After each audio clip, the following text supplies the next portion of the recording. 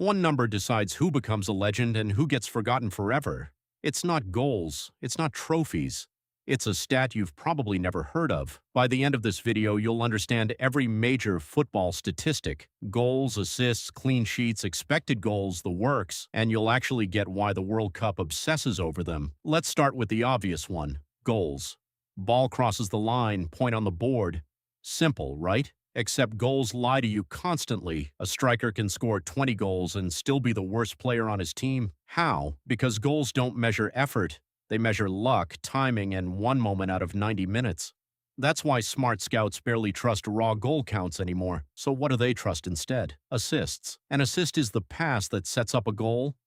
Think of it like the guy who tosses the alley-oop in basketball. He doesn't get the highlight, but without him, nothing happens. Here's the twist. Some players rack up assists just by standing near good strikers. Location matters more than skill sometimes. Wild, right? Now here's a stat. Americans always underestimate clean sheets. That's when a team doesn't concede a single goal the entire game. Sounds boring. It's not. Defenses that keep clean sheets win championships more than flashy attacks do. In fact, most World Cup winners were built on defense first, glory second. But the stat that actually broke football analytics: expected goals, or XG. This number predicts how likely a chance was to become a goal based on distance, angle, and pressure. Score from an impossible angle? Low XG, big reward. Miss an open net? High XG, wasted opportunity. Teams now judge performance by XG more than actual score lines, because score lines can lie, but shot quality doesn't. Quick pattern interrupt. Did you know a team can have more shots, more possession, and still lose? Football fans call this should have won on paper. It happens because possession, another key stat, only tracks who has the ball, not who's dangerous with it. Spain famously passed teams into a coma for a decade, controlling 70% possession, and still lost games. Possession without purpose is just walking in circles with extra steps. Then there's pass accuracy. How many passes actually reach a teammate? Sounds harmless, but here's the twist.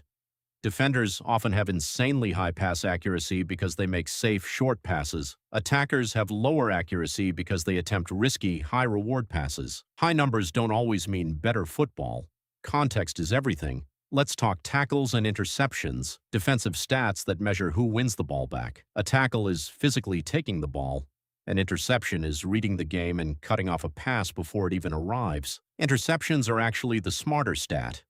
Elite defenders don't chase the ball, they predict it. And finally, the most misunderstood World Cup stat: minutes played. Injuries, fatigue, tournament format.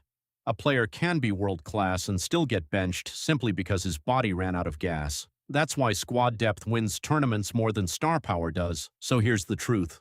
No single stat tells the whole story. Goals show finishing, assists show creation, XG shows quality, possession shows control, tackles show defense. But real football greatness? It's reading all of them together, like puzzle pieces forming one picture.